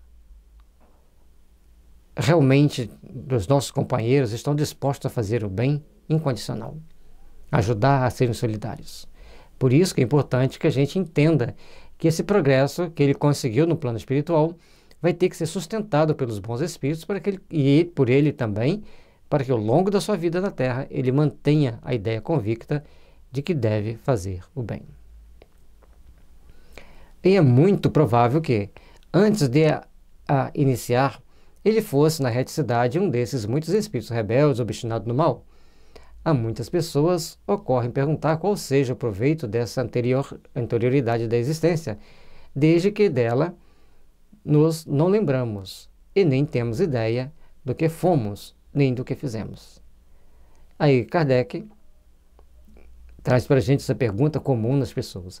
Então, se ele foi um espírito mau na última encarnação dele, a anterior encarnação dessa que ele está relatando, ou ao chegar no plano espiritual, ele foi muito rebelde, foi muito obstinado no mal, passou por uma encarnação complexa, foi bem punido pela lei de Deus, pela lei dos homens, é esclarecido das regiões mediúnicas, e agora qual passo vou seguir?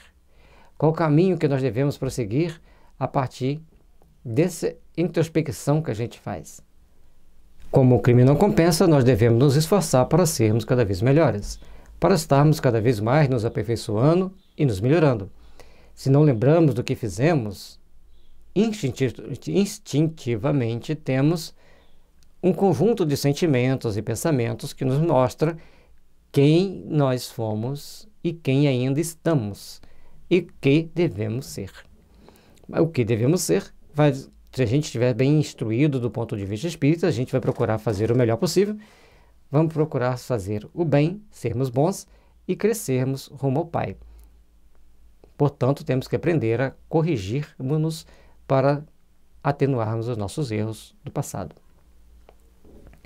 Esta questão está assaz liquidada pela razão de que tal lembrança seria inútil, visto como de todo o agrado o mal cometido, sem que dele nos reste um traço no coração, também com ele não nos devemos preocupar. É importante nós lembrarmos que deixe o passado passar. O mal que tenhamos cometido no passado não deve perpetrar para o futuro. Então nós devemos começar a seguir o processo de regeneração, o processo de reestruturação de nossos sentimentos. E com isso, à medida que a gente vai se aprimorando, a gente vai se aperfeiçoando, a gente vai deixando de fazer o mal. Então não precisamos nos preocupar com o mal. Se esquecemos, deixe-o esquecido. Vamos procurar trabalhar pelo bem. Quanto aos vícios de que, porventura, não estejamos inteiramente despojados, nós os conhecemos pelas nossas tendências atuais, e para elas é que devemos voltar toda a atenção, as atenções. Basta saber o que somos, sem que seja necessário saber o que fomos. Como dissemos, para saber o que fomos, basta saber como estamos, de que forma nós nos postamos frente às dificuldades da vida. E aí nós vamos fazer todo um paralelo para saber o que nós vamos conquistar lá no futuro. Logicamente que isso é bastante transcendente, mas são reflexões necessárias ao nosso processo de crescimento espiritual. Se considerarmos a dificuldade que há da existência, na nossa atual existência, para a reabilitação do espírito, por maior que seja o seu arrependimento, as reprovações de que se torna objeto, devemos louvar a Deus por ter cerrado esse véu sobre o passado. Então, esse véu que nos encobre o passado nos dá condições de vivermos aqui sem os preconceitos da sociedade consciente. Mas inconscientemente existe determinadas atrações, determinadas repulsas naturais por certas pessoas. Condenado a tempo ou absolvido que fosse, os antecedentes de Latour faloiam um enjeitado da sociedade.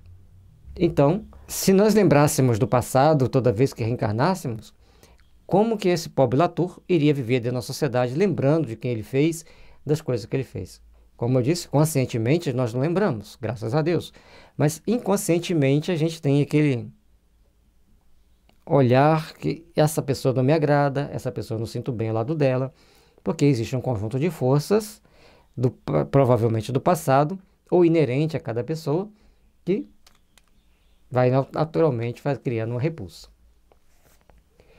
Quem o acolheria com intimidade, apesar do seu arrependimento? Entretanto, as intenções que ora patenteia como espírito nos dão a esperança de que venha a ser, na próxima encarnação, um homem honesto e estimado. Suponhamos que soubessem que esse homem honesto fora Latour, e a reprovação continuaria a persegui-lo.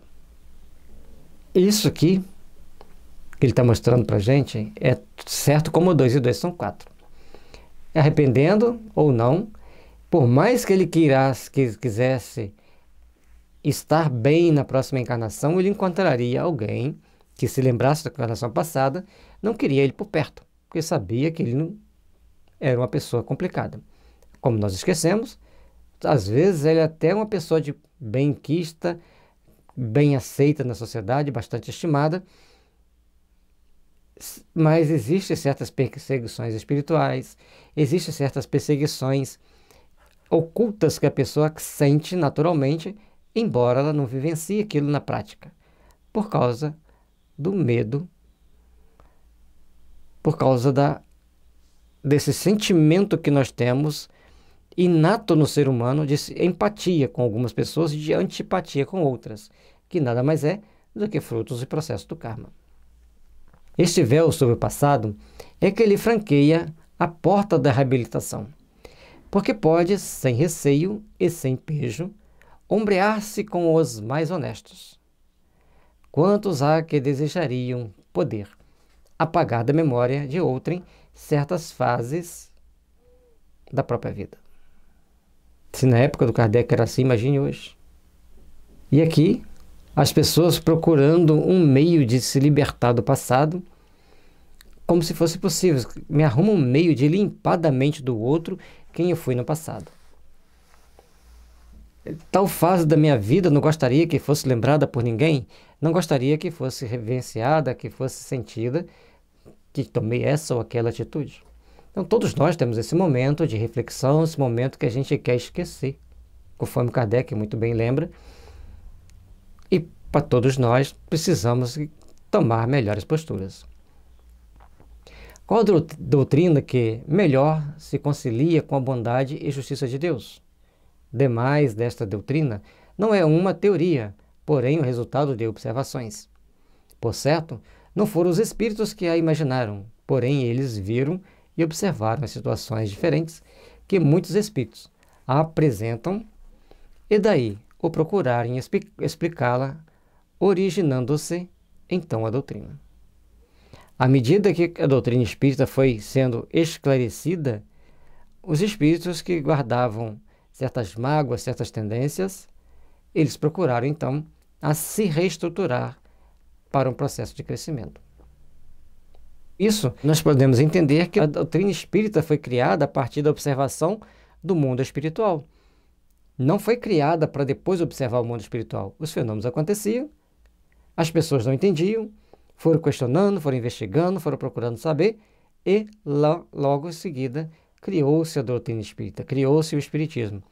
Então nós precisamos começar a compreender a vida por vários prismas, a vida por um momento de reflexão que nós devemos saber colocar em prática ao longo da nossa vida, ao longo da nossa existência. À medida, sempre bom frisar, a doutrina espírita surgiu à medida que via-se os espíritos, percebia-se os espíritos, entendia que existiam os espíritos e, para compreendermos tudo, procurávamos então visualizar aquilo que era possível fazermos para entender melhor e explicar melhor os fenômenos espíritas. Então a doutrina espírita surgiu a partir dos fenômenos. Os fenômenos vieram, queríamos entender os fenômenos, e aí as pessoas que estavam lá estudando junto com Kardec desenvolveram a doutrina espírita como um conjunto de fatores que vem trazer para nós todo um conjunto de esclarecimentos. Aceitam-na, pois, como resultante dos fatos, e ainda por lhes parecer mais racional, de que as emitidas até hoje relativamente ao futuro da alma. Então, as pessoas que aceitam a doutrina espírita normalmente partem do princípio que o futuro da alma está mais bem explicado dentro da doutrina espírita do que em outras religiões. Então, se aqui está mais bem explicado, é melhor que eu compreenda melhor o que está aqui. E procure crescer, procure me aperfeiçoar, procure ser uma pessoa melhor. Não se pode recusar a estas comunicações um grande fundo moral. O espírito poderia ter sido auxiliado nesses raciocínios e, sobretudo, na escolha de suas expressões por outros mais adiantados. Mas o fato é que este apenas influi na forma, que não na essência, e jamais fazem que um espírito inferior esteja em contradição consigo mesmo. Então, os espíritos que estão lhe orientando, que estão parando, eles vão ajudando o espírito a se organizar, a se ordenar as suas mentes, mas aquilo que ele vivencia no dia a dia é questão de fórum íntimo de cada um de nós. Assim é que, em Latour, poderiam ter poetizado a forma do arrependimento, mas não lhe insinuaram contra a sua vontade, porque o espírito tem o seu livre-arbítrio. Então poderiam ter deixado o Latour escrever de forma romanceada, esperar mais um tempo para ele poder escrever, mas não deixaram ele escrever dentro daquilo que ele tinha, até porque tem livre-arbítrio, e era necessário que ele demonstrasse para nós todas as suas dores, todas as suas benesses. Em Latour, lobrigaram o germe dos bons sentimentos e, por isso, auxiliaram a exprimir-se, contribuindo assim para desenvolvê-lo, ao mesmo tempo que, em seu favor, imploravam comiseração. Então, deixaram que ele se escrevesse, ele expressasse do seu jeito, mas, ao mesmo tempo, fazia oração e, em favor dele, imploravam comiseração para ele, para que ele pudesse ter o seu pleno despertar, o seu pleno caminhar para Deus. Que há de mais digno, mais moralizador, capaz de impressionar mais vivamente do que o espetáculo deste grande criminoso, exprobando-se a si mesmo, o desespero e os remorsos.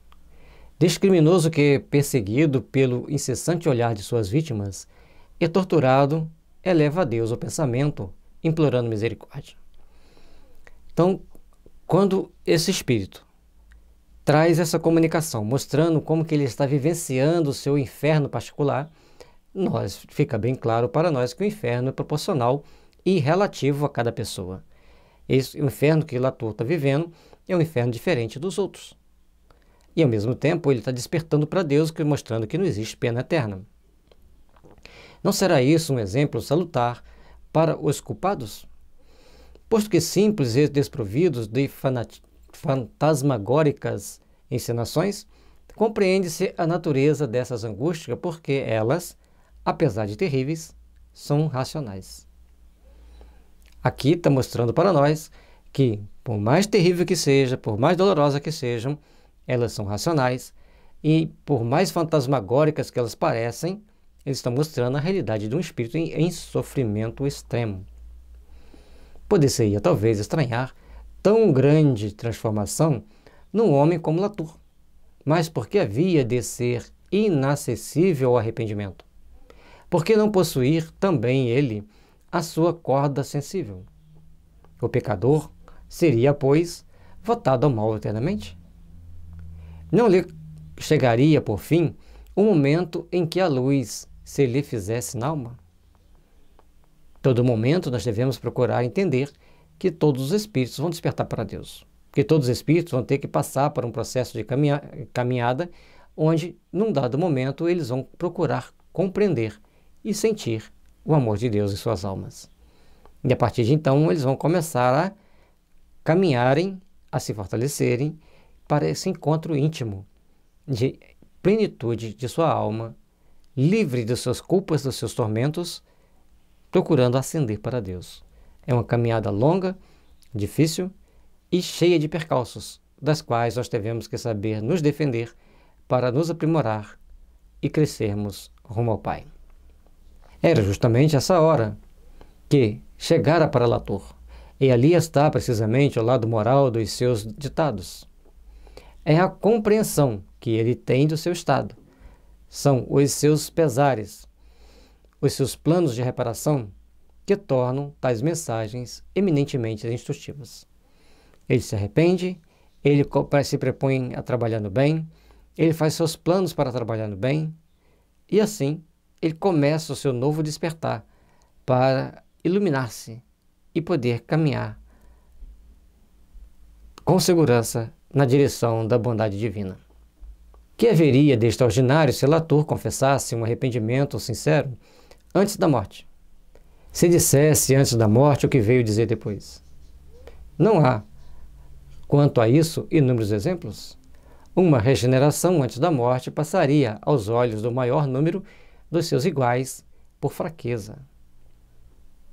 E aí é que vem, cometeu tanto crime, matou tanta gente, agora diante da guilhotina, fraqueja e se entrega a Deus. Mas ele veio contar, depois de guilhotinado, as consequências, as reações que ele teve e daqueles que estavam ao redor dele poderem entender e compreender que o crime não compensa. Mas essa voz de além-túmulo é seguramente a revelação daquilo mesmo que os aguarda. Ele está em absoluto com a verdade quando afirma ser o seu exemplo mais eficaz que a expectativa das chamas do inferno e até do cadafalso. Então, o mais importante dessa revelação é que Latour mostra-nos a vida após a morte, a vida dele como espírito, seu arrependimento, sua necessidade de reparação, sua necessidade de trabalhar no bem, de procurar fazer o melhor. Por que não lhes ministrar esses sentimentos no cárcere? Eles fariam refletir do que, aliás, já temos alguns exemplos. Mas como crer nas palavras de um morto quando ninguém acredita que para além da morte esteja tudo acabado? Entretanto, dia virá em que se reconheça esta verdade. Os mortos podem vir instruir os vivos. Então é importante que a gente entenda que o Espírito vem, passa um conjunto de mensagens, e aí a colocação clara. Se as pessoas não acreditariam no seu trabalho de conversão, se nós o fôssemos converter num cárcere e também não acreditariam na sua conversão, como é que nós vamos achar que esse tipo de gente que não acha certo lá converter no cárcere, ou que não reconhece o arrependimento da pessoa perante a morte iminente, ou seja, que eles se sentem acima do sentimento humano, então como que eles iriam acreditar no depoimento de Latour? E o Kardec deixa bem claro para a gente que, entretanto, o dia virá em que se reconheça esta verdade. Os espíritos dos mortos podem vir comunicar com os vivos. Entender isso é um ponto fundamental para nós nos aperfeiçoarmos e crescermos cada vez mais para Deus e procurarmos entender a importância desses espíritos virem nos instruir, de virem trazer informações para nós. Outras muitas instruções importantes podem tirar dessas comunicações, assim, a confirmação deste princípio da eterna justiça, pela qual o culpado não basta ao arrependimento apenas, sendo este o primeiro passo para a reabilitação, que atrai a divina misericórdia.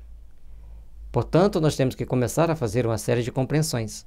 Nós temos que começar a fazer uma série de entendimentos para que a gente tenha condições de estarmos melhores, para que a gente tenha condição de ter uma melhor condição de vida.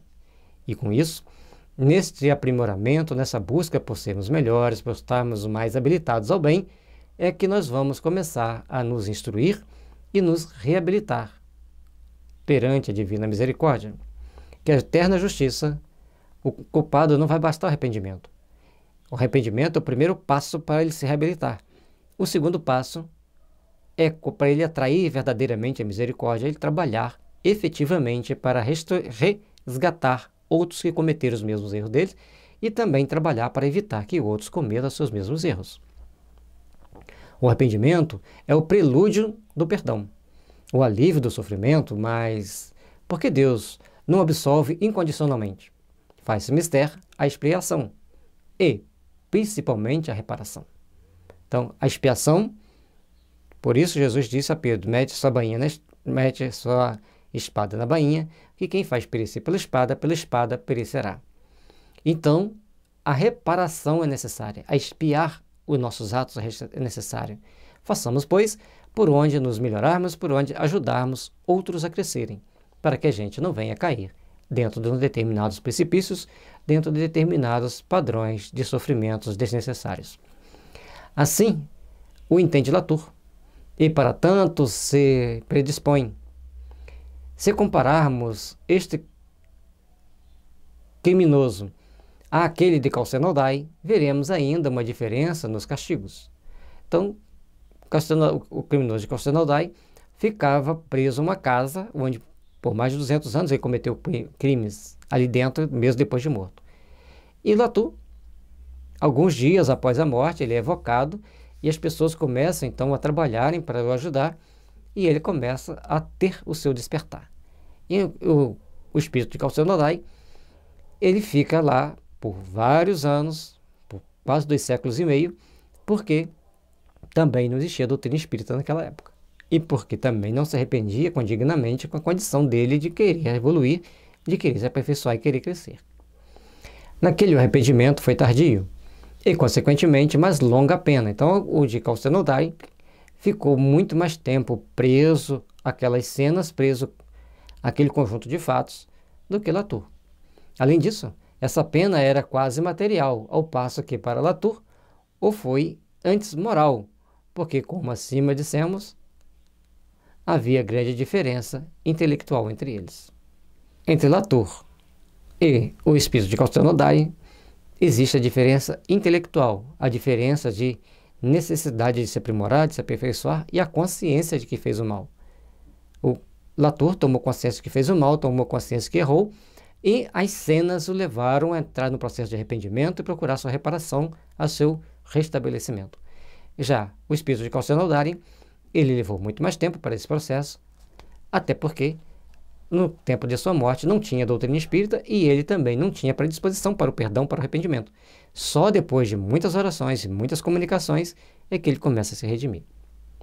Ao outro impunha-se coisas que pudessem ferir os sentidos obliterados, mas é preciso notar que as penas morais não serão menos pungentes para todo aquele que esteja em condições de compreendê-las.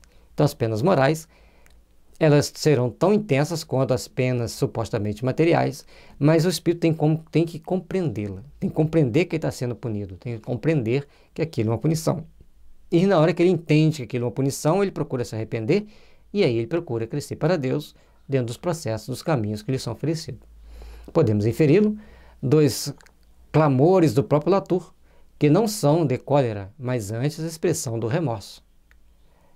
De perto, seguidos do arrependimento e o desejo de reparação visando o progresso. Então, a partir de um determinado momento,